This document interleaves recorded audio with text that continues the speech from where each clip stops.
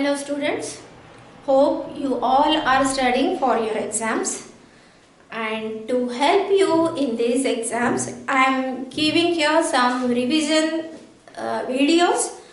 Today the first video of revision I am revising the lesson gravitation from Science 1 Standard 10.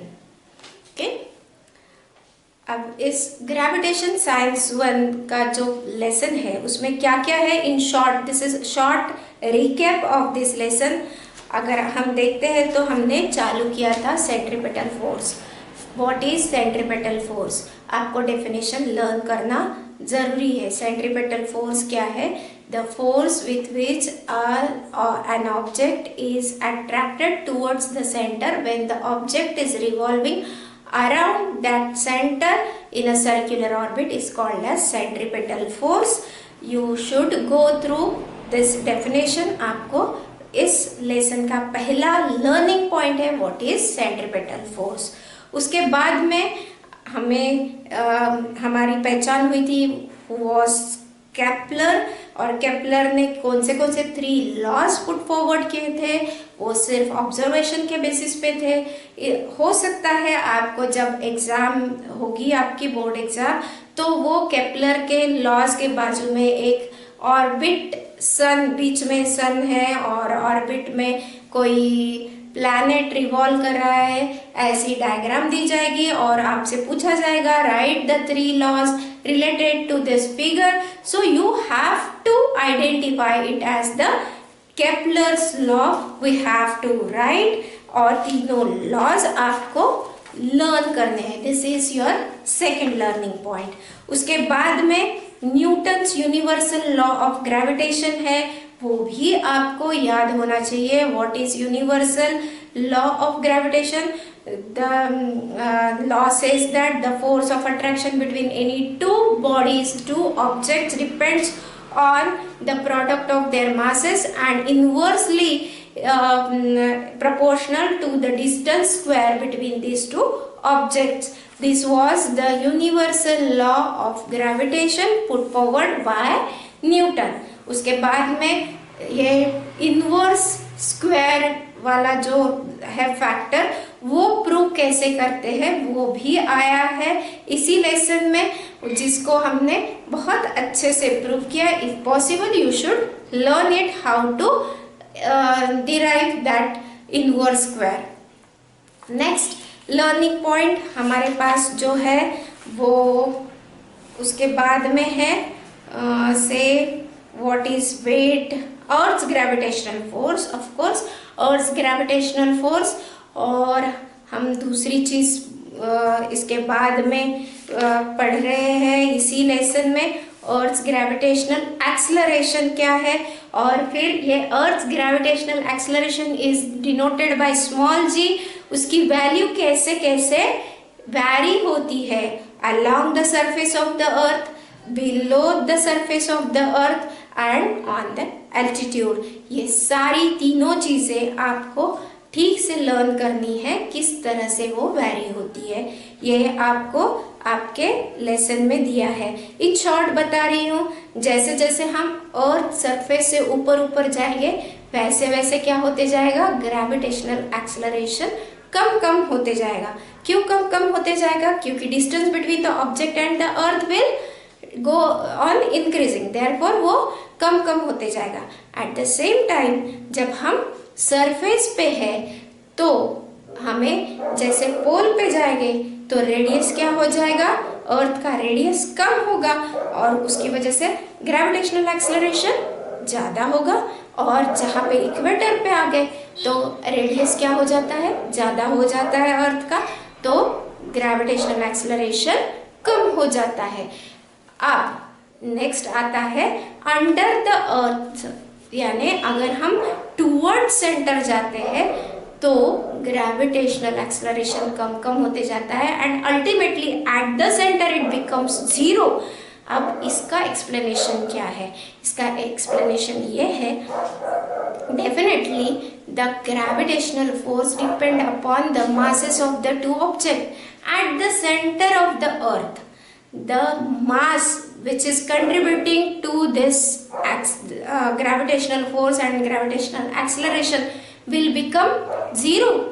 And since the acceleration mass is becoming zero, the gravitational acceleration also becomes zero. This is the explanation. No one is going to ask you the explanation this year, but you should know this how it is zero.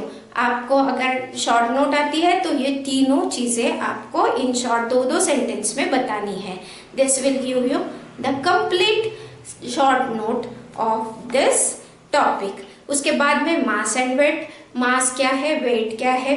Mass is the quantity of material contained in any object. It is mass, it is the scalar quantity, while weight is the force with which earth attracts any object is called as weight. ठीक है. Earth's gravitational force with which it attracts any object is called as weight. ये याद रखना है. ठीक है. And weight is the vector quantity. SI unit of mass is kg और ग्राम, लेकिन at the same time weight अगर फोर्स है तो उसका यूनिट रहेगा न्यूटन. ठीक है. This is your next learning point. उसके बाद में क्या है, उसके बाद में बहुत सारी चीज़ें छोटी छोटी ब्रैकेट्स में आपके बुक्स में दी है. फ्री फॉल है. उसके बाद में 9th स्टैंडर्ड में भी फ्री फॉल आपसे एक बार मिल चुका था, शायद लेसन नंबर 1 में ही.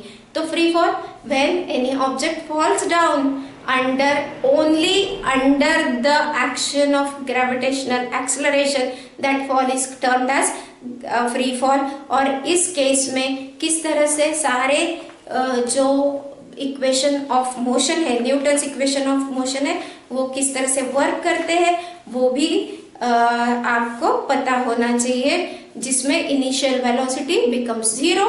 यू की सारी टर्म्स जीरो हो जाती है. तीनों इक्वेशन ऑफ जो मोशन है वो सारे आपको लर्न होने चाहिए. उसके बाद में ग्रेविटेशनल पोटेंशियल एनर्जी का टॉपिक इसी लेसन में है, और उसी को लेके फिर एस्केप वेलोसिटी है. अब एस्केप वेलोसिटी कंसेप्ट थोड़ी समझने के लिए डिफिकल्ट है, और रिकैप वीडियोस में इतना हम नहीं बता पाएंगे. If possible you can go to those videos and learn from those videos how escape velocity is explained there. Okay, so escape velocity, in short I will say, escape velocity is that initial velocity of an object which throws the object up to that distance where the gravitational acceleration effect becomes zero. Gravitational force का जो effect है अर्थ का वो zero बन जाए, यानी वो वापस वहां से ग्रेविटेशनल फोर्स के अंडर ना आ पाए, इतने वेलोसिटी से ऊपर उसको प्रोजेक्ट कर देना, वो initial velocity is called as escape velocity. This is sufficient. और उसका एक एक्सप्रेशन भी था proving the escape velocity. This was given in the first lesson gravitation. This is all about short recap. आपको इसमें अगर थेरोटिकल पूछा जाए तो आपको याद रखने वाली बात है ग्रेविटेशन जी के, ग्रेविटेशनल एक्सेलरेशन जी के सारे प्रॉपर्टीज, कहाँ पे वो कम होता है, कहाँ पे ज्यादा होता है, कहाँ पे जीरो होता है. दूसरा, आपको मास और वेट का डिफरेंस पता होना चाहिए. व्हाट इज फ्री फॉल वो पता होना चाहिए. एस्केप वेलोसिटी क्या है वो पता होना चाहिए. केप्लर्स लॉ, आपको सिर्फ डायग्राम दिखाए तो केप्लर्स लॉ लिखते आना चाहिए. देन आपको ये भी पता होना चाहिए what is the Newton's gravitational universal law of gravitation, वो पता होना चाहिए. This are some learning points, आपको वो पता होने चाहिए. जो मैं जिस तरह से बोल रही हूँ, आप इस वीडियो को जहाँ पे एक एक पेज का मैंने रिव्यू लिया है, आप वहाँ पे पॉज करके वो पेज पढ़ के पूरा रिवाइज कर सकते हो. हमेशा लर्निंग की यही प्रोसेस होती है कि पहले टेक्स्ट बुक पढ़ो, टेक्स्ट बुक पढ़ने के बाद में अगर कुछ गाइडलाइंस आपके पास है वो पढ़ो, और सब कुछ हो जाने के बाद अभी आपके पास गाइडलाइंस यानी वीडियोस हो सकते हैं, जैसे आज मैं वीडियो दे रही हूँ वो वीडियो आप रेफर करो। उसके बाद में क्वेश्चन आंसर आपने अगर लिखे हैं तो वो लर्न करो, पढ़ो, अगर नहीं लिखे हैं तो लिखने की कोशिश करो, ठीक है। This is all about lesson gravitation. So we shall stop here and we shall meet in the next video to understand the second lesson, which is periodic classification of elements. Thank you.